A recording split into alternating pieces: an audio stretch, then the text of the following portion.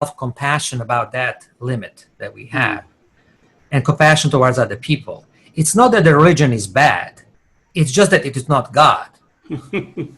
Yeah. There is God, and then there's our view of God, and these are two different things. You are listening to the Concierge Minister Podcast, a place to grow, learn, and be inspired as you discover God's purpose for your life. Here's your host, the pastor you've always wanted without the church, Dr. Kumar Dixit.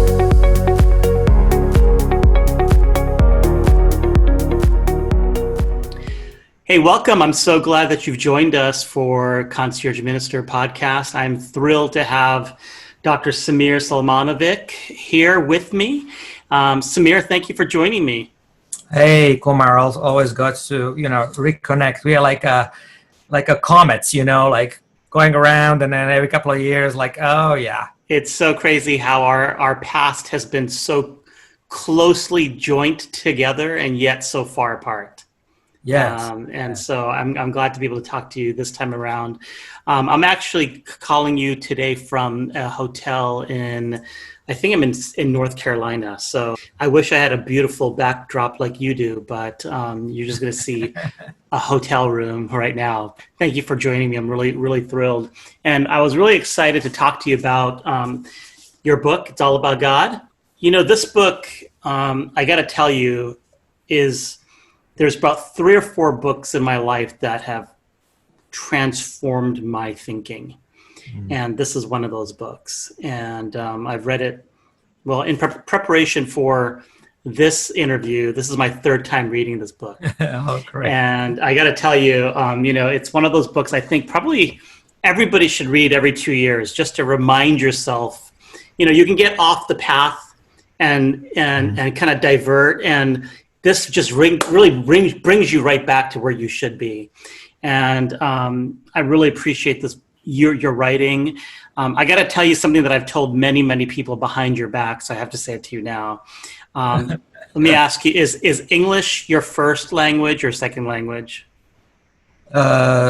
Second language, yeah. I mean, I came here after college. Yeah, that's what I figured. And what really bothers me, because English is my first language, what really makes me so incensed and jealous, Samir, is just how beautiful you write. And I'm like, how is a second language learner able to write so beautifully and poetic? It makes me mad. That's great. Yeah. Yeah, we all have this holy envy sometimes. Yeah, it's very, very true. So before we get started, I want to just ask you, because you wrote this book almost 10 years ago. Maybe 11 years ago. 2009, actually. Yeah, 2009.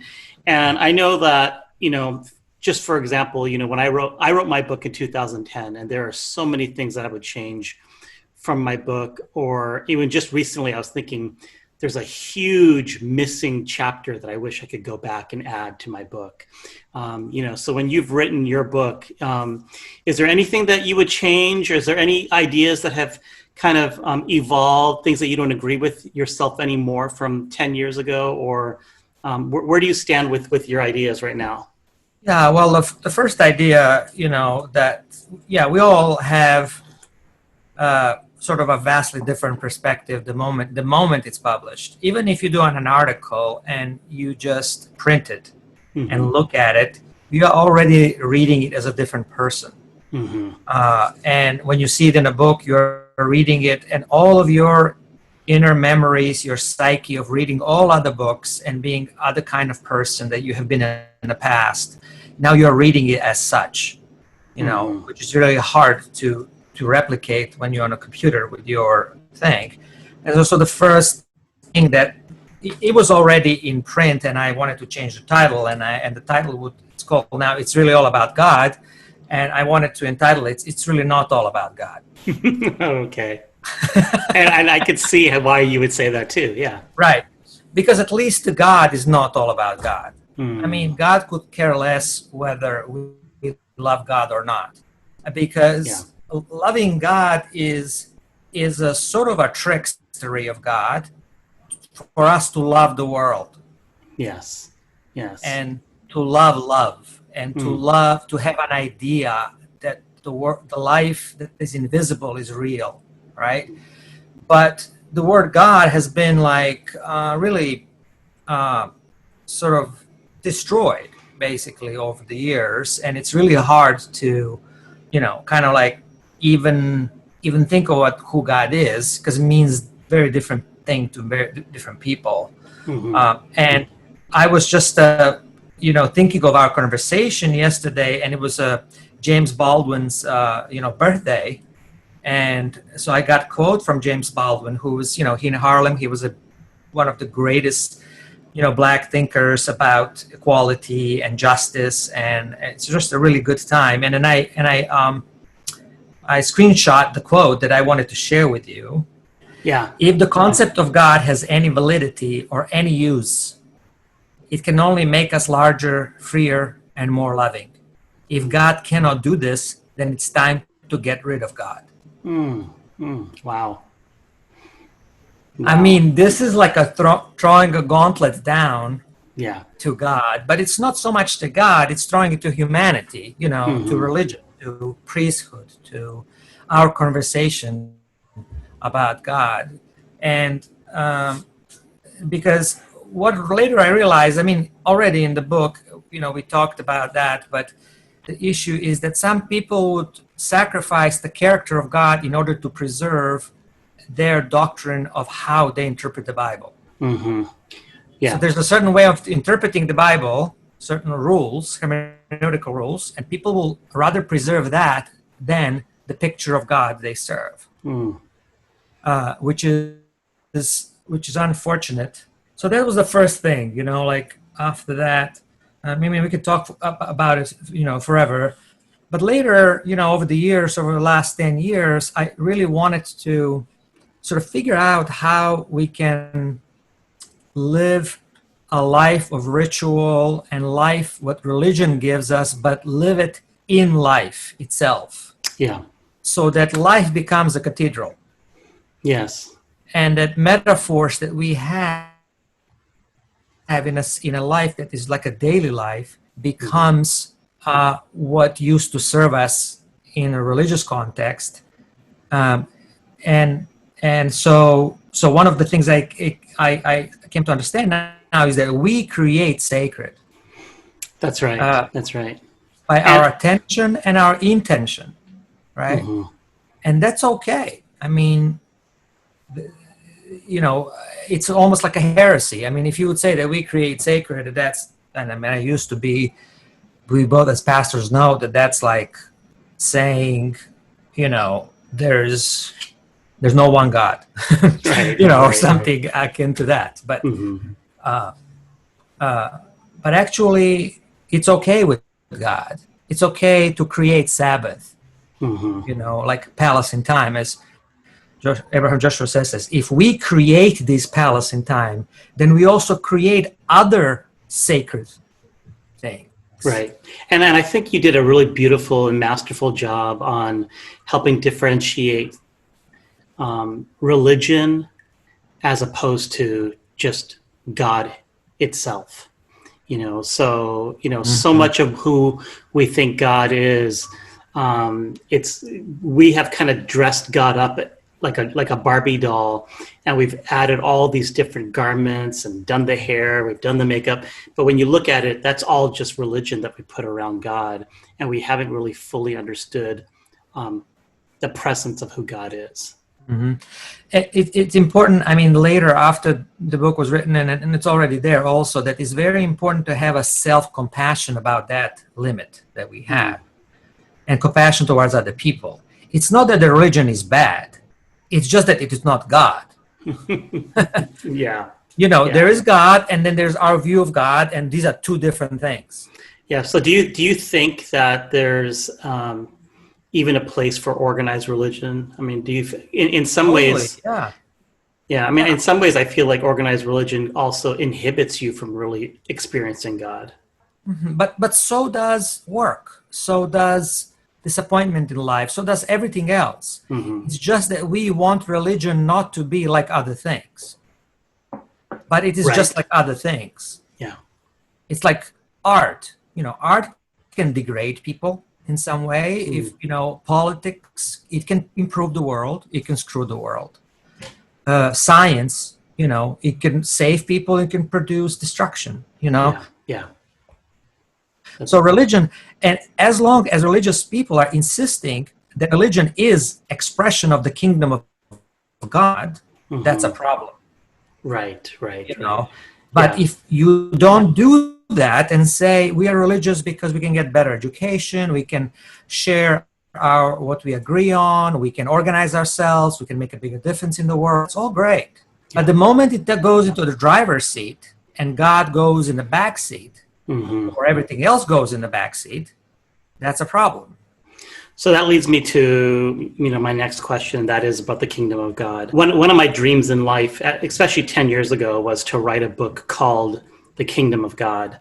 And I was going to find every instance in the New Testament where Jesus says the kingdom of God is like, because what he's trying so desperately to do is to contextualize what the kingdom is, for people on this earth to really fully try to understand in our mind what that is.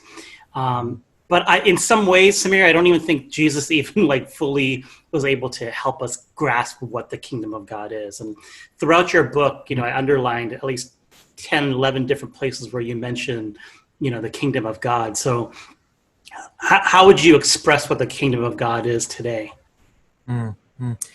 I feel like Jesus wasn't happy with his explanations. I think he was always what shall we say kingdom of God is like? He's always yes. I don't know, well, it's like that tree. It's like that child. It's like that woman. It's like he was basically scanning the horizon and close and far and saying, look, it's about your attention and what way you see the world. It's all about how you see the world. And he was trying to convey his own astonishment of discovering, from his birth. He wasn't born and saying, like when he was, suckling on a breast, he wasn't saying, well, I'm incarnated God, I'm just going to play baby here, right? Right. He wasn't doing that. He was in a process of discovery and a process of not knowing and then knowing and knowing and knowing and knowing. And he was astonished about life. I think God is astonished, so he's keep conveying this like privilege of just existing, and he couldn't find a way to describe it, and that's why we have so many stories and so much and it's left to us. We are writing the Bible, what would be the Bible according to Kumar? What do you think is missing in the Bible that your life would add? So we're all in business of continually writing it. Yeah, that's right. Yeah, so right. it's not something that can be described. The moment you know it is the moment you lose it. Because then if you can grasp it, then it's too small for you, for all of us, right? And so I have done a lot of work about the concept of unknown, for the last 10 years, and that's for me holds a lot of promise. Our relationship with not knowing something, and it's something we abhor as human beings. We don't want unknown and uncertainty. But life is increasingly serving us unknown daily. So speak a little bit about that. What do you mean by that? Meaning that we basically grow when we have a 1 foot in the known and 1 foot in the unknown. Okay. And we are in this awkward place in between. And unknown scares us. That's why God scares us. That's why faith scares us. We need to have faith because we need to have some assumptions about things we do not understand and do not know, have a relationship with the unknown, right? And one proposed by biblical language is relationship of faith, that what you don't know is good, right? Right? And that like cynicism would be something that you don't know, assume is all bad, right? Okay. So our relationship with the unknown is that it's most valuable human capacity that you do not that you are capable of holding the unknown at your work, in politics, in your family, and seeing unknown not just something to fear, but also source of joy and source of delight. And a growing human life is the one who is capable of facing the unknown, stepping into the unknown, befriending the unknown, and finally delighting in the unknown, right? And if you can make that kind of a journey, I feel it's very hard to tell people like, oh, you got to develop a relationship with the unknown, right? Right. Because it's almost like develop a relationship with hunger, Right. Or something that you don't want. Although I talk a lot about friendship with hunger, but because I'm in cooking now. But so unknown is for me emerging. The way I try to talk about it unknown is a way of wayfinding, meaning humans have been wayfinders from the cave to now Mars in just, I don't know, 10,000 years. Right. I mean, think about what it takes for our species to do this. Like, it's incredible. Because no other species wants to go into the unknown. But we humans, we are scared of it, and we are wooed by it. So, Samir, in your book, you talk a lot about kind of our limited comprehension or understanding of who God is. We kind of, like I said earlier, we kind of dress God up in order for us to have a better idea of who God is. How do you think that's happening, going on right now? Like, what are some examples of how we're still limiting God and God's power and presence in our life? Yeah. I have sort of, like your journey, I have disconnected a lot from religious world and religious language. And I'm kind of recovering, speaking like a normal human language about God. And you can see how people doze off, they just like start being like the eyes look at you with sort of a glaze. Yeah. When you start talking religious word and God, and particularly our limitations, that do not understand God. And so I'm trying to figure out, I'm now much more asking questions, what we do understand. And okay, so if God is for me a doll that, as you say, that I make pretty, so be it. I have to, this is, I'm not gonna turn into God who understands God. I'm limited with that. Right. So it's okay. It's all right. And Hindus have, broke through this when they say there's like a million gods and there's idols.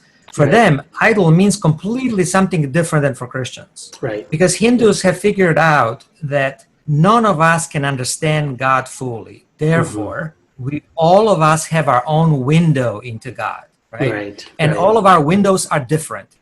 Yeah, that's right. But you are stuck with the window, and you have to respect the window. You have to feed the God and dress the God the way you do it, right? And somebody else will do it differently. It doesn't mean they're worshiping different God. It's they're worshiping same reality, but in their own way, from their own context, through their own story. Because the same word means differently to you and to them, which is so beautiful. And also what they're saying is that, which is fantastic. I mean, I have goosebumps when I think about this Hindu contribution in my life, is that each of these windows sees the whole God through it. Interesting. Okay. It's not like although my window is small, it's enough. Isn't beautiful? That is beautiful. You know what? Through that window, however small, you can see all the way to the horizon. Yes. That's really, I teach world religions, and one of the ways that I try to describe kind of the idols in Hinduism is trying to say that there's different characterizations of who God is. And so each idol is a representation of one characteristic of who God is, so, Right. And so, but I like what you're saying. And that is that if you go in closer and look through that window, what you do is you see enough of God for what you need in your life. Exactly. And you go all the way close to the window, and your sight actually expands left and right. The closer you get to the window and the clearer it is, and it's okay. You don't have to have somebody else's life to understand God. In right now, what you see, you live it out. And I feel like, it's very, very, very freeing, and we all deserve compassion. It's not easy to be a human being. It's not easy to, face God. Like, I often say, like, God doesn't know me. Oh, well, how can you say God doesn't know me? Well, in Christian theology, God does not have experience how it feels to be a sinner. Only I know it. He doesn't know that. Because if he would be a sinner, then Satan would be right. I mean, I'm talking a Christian story as it is presented in let's say, evangelical world, right? Therefore, I have a dignity of contributing something in God's community, in his universe or her universe, that only I can contribute. Right? Yeah. And God is like, yeah, you know what sin is. I mean, you have done this, and this. I haven't done those things. Right. So thank you. Thank you to be small. It's in our world that's a big deal. Somehow God needs to be great. Right.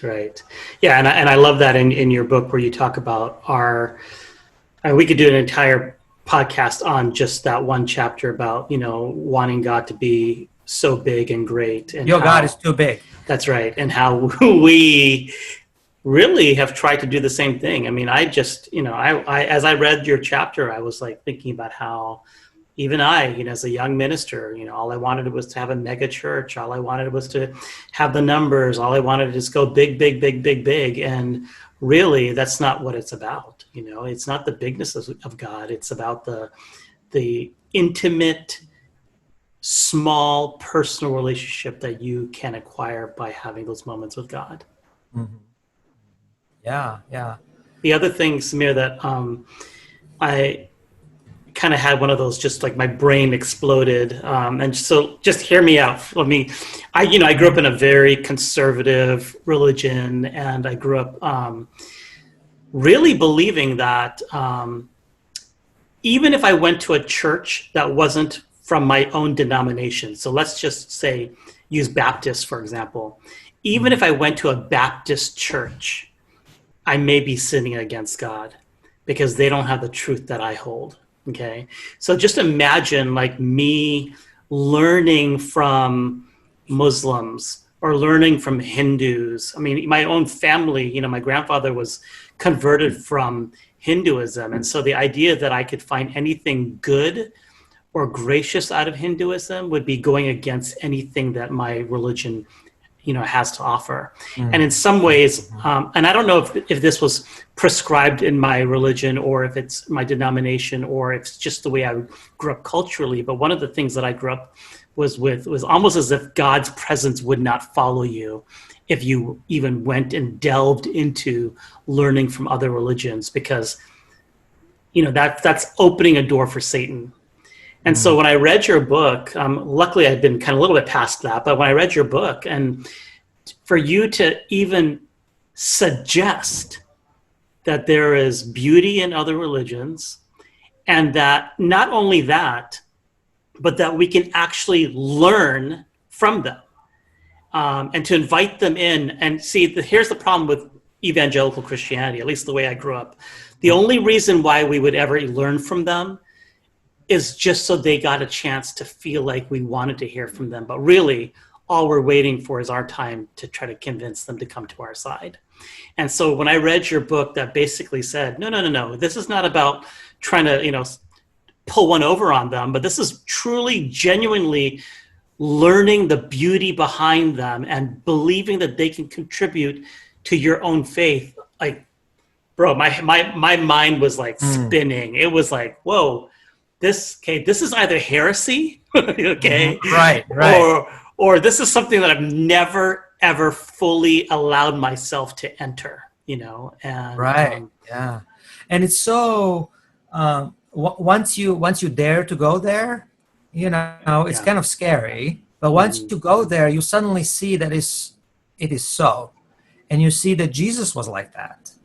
I mean, I give examples, and afterwards I develop a lot of examples on how Jesus was actually learning. And I always wanted to have I wish when I was a pastor, when we were pastors, like a part of the service would be called, "What would Jesus learn?" Yeah. What would Jesus learn from this? What would Jesus learn from that? What would Jesus learn from, because somehow for us, not knowing something is weakness. Mm-hmm. But not knowing something is allowing other people, other parts of the universe to have life on their own, right? To have their own story, their own identity, right? That's right. So it's like in a marriage, Mm-hmm. you live with somebody for 30 years, and then the moment you say, "I know you," the game is over. Right. Right? Right. Yeah. You are always respecting another by saying, "No, I don't." Right? No, I don't. So not knowing somebody is a way to give them dignity, being different. Dignity of making their contribution, dignity of being sent, dignity of carrying a blessing from God to the world and to me, right? Yeah. So you recognize the presence of God in another person by receiving from them, not giving. So that was the big trick with evangelicals. What really scared me about evangelicals, and I read that this Jewish scientist and researcher who did the biggest study on evangelicals, and he says the problem with evangelicals is not so much this, and he listed common things we have issues with, exclusiveness, obsession with death, and all of that kind of stuff. He said the biggest problem is that they see themselves as a counterculture. And I remember when I was listening to Tim Keller, and people like that, like, oh yeah, we are the counterculture. We're going to tell the world how to live, right? Right.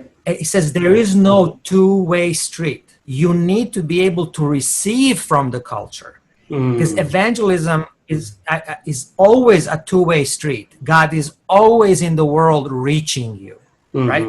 So if you and as an evangelical are not being reached and converted continually by God outside of yourself, of what you know, you have ended your story. There is no...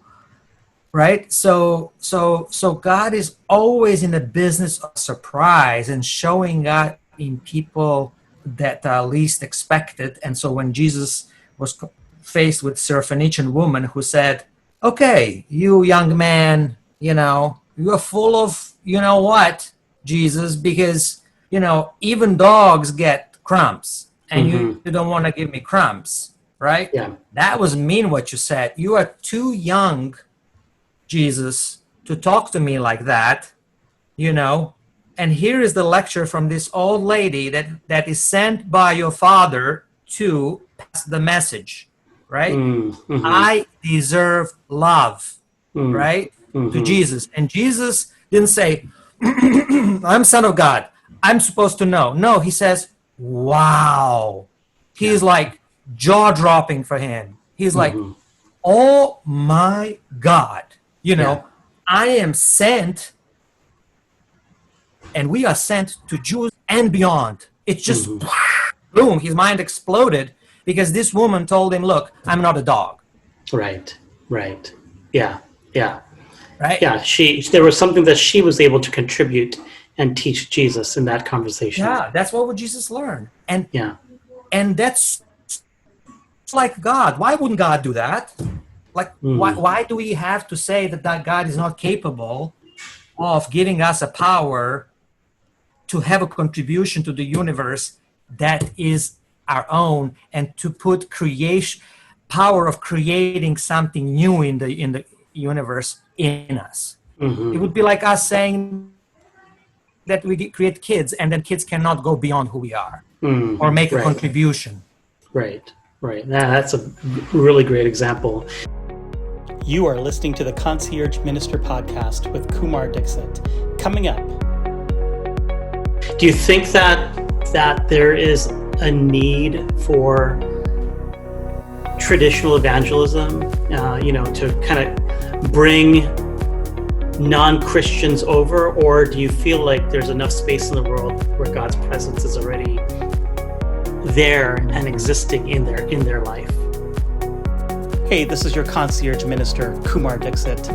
If you're looking for a place to grow deeper in your understanding of who God is, or seeking a safe place to ask questions, I want to invite you to visit our website, conciergeminister.com.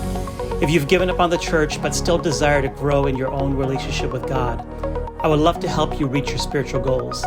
Just visit conciergeminister.com and schedule a 30-minute session with me.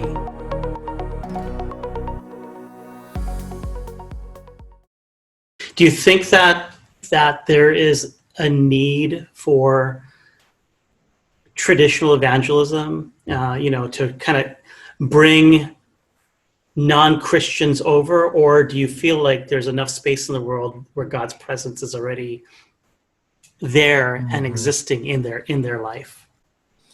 No, I feel like evangelism is necessary, and it's necessary because it's very human. It's a basic expression that our joy that is not expressed is not the joy experienced. Okay. Right? Yeah. And Christians have really capacity to help other people, because there's refugees from other religions that come to Christian church and they find new life and they're restored. But so is the other way around. Yeah. There is Christian refugees to other religions, right? Yeah. The only dichotomy there, the only incongruency that I see there is we celebrate when somebody is, leaving Hinduism and coming to our church and being baptized, and we have a party, right? But when somebody leaves, we are shush about it, right? Instead of saying, hey, Brother John, he met this Muslim woman, right? And then he started reading Quran, and then he found something that really restored his life in a way that only God can do, right? So he's leaving. He's going to be a Muslim now, and we're going to have a big party and a dinner, and her family will come over here, and we're going to bless them, and we're going to send them out because we do to others what we want others to do to you. And if we want others to accept others coming here, right, without bitterness, and letting them go and celebrating they have become Christians, so we will celebrate when our pilgrim moves on. Wow. Because certainly not a vacuum of God wherever they are going. That's right. It's the idea that God is big enough. Yes. God is big enough and cannot be limited. Yes. Yeah. Which I think it's right there, and there is a part of the religion that builds on a need for survival and being different and being scared, and requires fear in the members. And instead of saying, I used to be judgmental of that and say because you need to be exclusive because you're afraid and you have a complex of inferiority, and that's why you keep praising yourself and saying we are the best, and all of those kind of dynamics. But fear is real, and we all need to know that our way is a good way. So having compassion for evangelicals who need this or who operate in this, it's, I think, much better than judgment. It's not about, hey, why you stop being afraid and just be, visionary. Well, life it's hard to be a human being. I'm scared. Yeah. And there's so much diversity. It's coming from everywhere. I don't know even what I believe. I feel pulled in all directions. and I need to stick with Jesus in the way I know, right? Mm-hmm. That's okay. That's okay. So, but I'm thinking, if you stick with Jesus in the way you know, just go deeper. Just go deeper, deeper, deeper, deeper. And if you dig deep enough, you're gonna find the water that waters everything. Right. You Right. can be very particular in order to Mm-hmm. be universal. Mm. Mm. You know, it's okay. It's like Right. back to the window. Mm-hmm. You know, back to the window. Of the like a Hindu piece. Right. So I'm much less judgmental of religion than I used to be. You know, like I remember when I had to leave as a pastor because I couldn't hold it anymore. It was just too much. You know all about Mm-hmm. that. And then like, oh, people don't want to believe the good things and true things because they need to maintain the system, and they need to maintain the salaries, and they need to maintain all the organizational trappings and all of that, and therefore we are not agile and we cannot change. You know what I mean? It's the human need for structure, the human need for predictability, for comfort, for safety is a sacred need. Mm. It's not a need to, it's not something to put away easy, to throw away easily.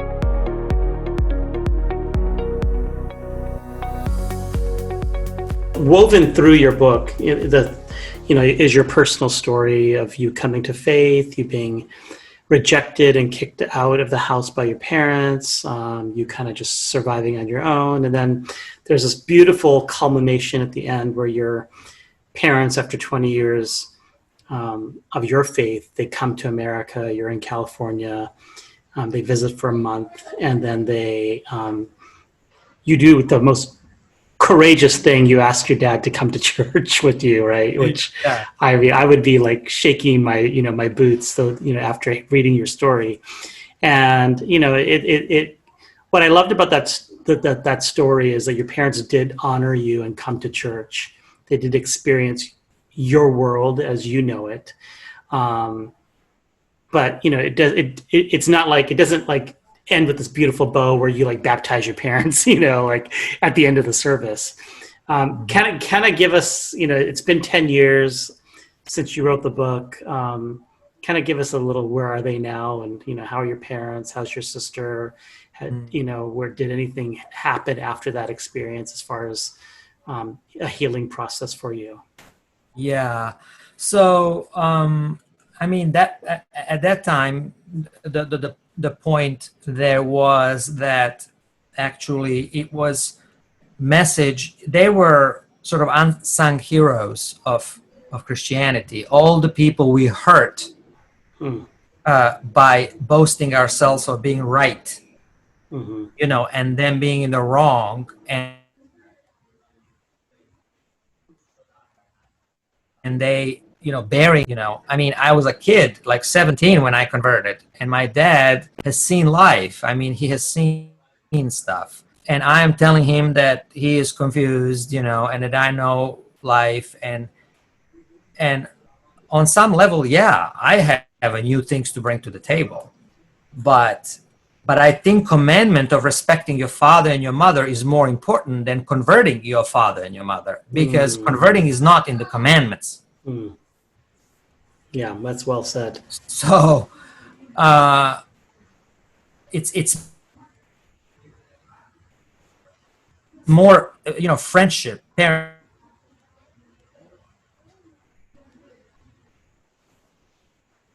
loving, neighboring, are relationships of a higher order than religious belonging or conversion. Yeah. Friendship evangelism. I remember when that first came, and I was like, no, we can't use friendship to evangelize. That's using sacred. Like friendship is too sacred to make it into a tool, right? And these people I remember from the conference were like, no, you don't understand. We are meaning this and this and that. And I was like, nah, that's a lame answer. You cannot say that. It's simply not like it's off limits, Right. you know? Right. But I understand what I wanted to say is that you need to be yourself. And, yeah, what was I saying? Yeah. So later, my parents passed away like several years ago after that. But for years after that book came out, we were, the relationship was growing and it was beautiful. It was just, they really loved my wife, who is like a princess kind of a person, and it was great. And then I realized later that, sorry about this dinging, my daughter, who published article today, everybody's like texting about it. So Oh, that's wonderful. so what I realize is that we never die, like we live forever, right? In some way, literally. I don't know how would I say. It depends what you think who you are, right?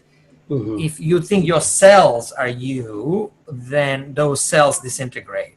But who you are is a reality that is larger than your own body, right? Mm-hmm. Because you affected the world and you are carried in other people's minds, and love you released into the world actually has a real effect on the future and is acting on the future. The same way today, the love of our people before us is still sustaining us, sustaining our country, sustaining us in time of despair, in science, in all of that. Everybody's alive. They're like they're holding us, right? Right. So, but there's more to it. My dad and my mom are in my mind for the last 7 years. They are not frozen in time when they died. No, they have reality in me, and they are growing and changing with me. That's the way interesting. I know they would if they were alive. So when I meet something new, my dad would comment something he never said before. I think so inspiring, and I talk about my dad more than more with each year. That's interesting. Because I start to interpret his words of the past one way, and then I remember, I would remember now things that he would say. Like, I remember, I was growing up, we were in a Muslim family.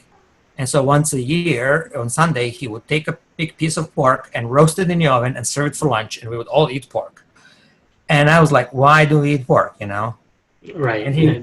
And then he would say, I just want to make sure that religion is not in charge. Wow. Okay. Which meant there is something greater than religion. Mm-hmm. The life is bigger. It pours over. Religion serves us. Yeah, we do have identity as Muslims, but there's more to it. Mm-hmm. There's more to it. And whatever that is, we need to pay respect to that, right? And this is how we're going to pay the respect. And I realized later, he was basically talking about the kingdom of God, which is bigger than religion in scope and quality. Mm-hmm. That's beautiful. That's beautifully said, Samir. Yeah, that's really, really profound. That's great. Tell me about the Mediterranean roasted vegetables that's behind you. What are you up to these days? Oh yeah, those who are maybe just listening here, in the background I have 4 pots that I got here, and I make them look like they levitate on the wall. Yeah, it's very nice. And then I have a little board that says Mediterranean roasted vegetables. What I have got myself into, the older I get, the more I try to integrate different threads from my life into what I do and who I have been. And when I was in a middle school, both of my parents were like great cooks, and they would cook a lot. And I was growing up, how they say you need to have 10,000 hours to master something. Right. I got dead by the time I was like 16, in the kitchen. I mean, I missed a lot of soccer games, a lot of dancing, because I need to stay home, stuff for the winter and cook this and this guest and that. It was like from butchery to vegetables to wine to like all kinds of things that we had to do. And then when I was in middle school, I was a guest hosting a cooking show on a national TV, right? And then after that, I started, I was cooking all of my life and learning a lot. Then I was a vegetarian for 4 years. And finally, over the years, I realized that a lot of things I have been doing, I've been using a metaphor. And it's one of those things that made us human. So what I do now, I'm launching in September a membership group. It's called the Kitchenhood. It's like neighborhood or brotherhood or sisterhood, in which people use a kitchen as a place of transformation, because it has been a first place of transformation where human beings actually were capable of transforming not just matter, but also relationships and themselves and their narratives around the fire. So right now I want to do that, and I have been mingling with people who witnessed my skill or transformation and called me on it. I was last year in Tuscany for a week for a walking tour in Tuscany, and I was there with David White. He's a poet, and there was a chef from London. She's amazing, and she's a cookbook writer. And they had this big party for 30 people, and I volunteer. I say I'll wash dishes. I can do that. Yeah. Right.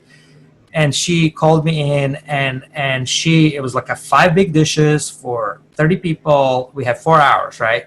And it was in the middle of the Tuscany in this big home, and there was a garden, and there were items, and say, do it. And I'm like, oh my goodness. And I jumped into it, and I just had the time of my life, it was just incredible. And at the end, she said, anytime, if you want to be in this line of business, you can just step into it. Really? You know how to do this. Yeah. And it was just amazing. And I felt like so affirmed. And then I came back and I was like, yeah. A lot of times is looking at what we have inherited from our parents and from the world. And if we can acknowledge that, pay respect to that, accept it as our gift, and move it a little bit further. So what I want to do through Kitchen is much more about life of transformation. And some people use yoga, some people use religion, some people use sport, some people use hiking, some people use whatever. I'm saying the greatest place of transformation is right in front of your nose. You have to go into it every day. It's right there. It will never go away. It's a perfect place for practice of life. That's great. Where can people learn more about it if they want to go on a website and check it out? Well, you can go to my first and last name.com, samirselmanović.com, and then they'll find everything, because I do other things. I do food retreats in Italy, in Croatia, in New York, different projects like that. But this specifically, the Kitchenhood is thekitchenhood.life, thekitchenhood.life, not .com, .life. And so, if you go there, there's a kind of a waiting list there. Samir, thank you so much for taking the time. I feel like I can talk to you all day long. Just, you need to be teaching, man. I know you are teaching in what you do, but you're such a great teacher of life, and I love just listening and learning from you. So thank you for taking the time today. Thanks for listening to the Concierge Minister podcast. If you want to learn more about growing in your faith or looking for an online faith community for support while you're on your journey, please visit conciergeminister.com or send us an email at conciergeminister@gmail.com. Don't forget to click the subscribe button and give us a 5-star rating. If you find this podcast helpful, please tell your friends about us. Thanks again for listening. Until next time, go and live your best life.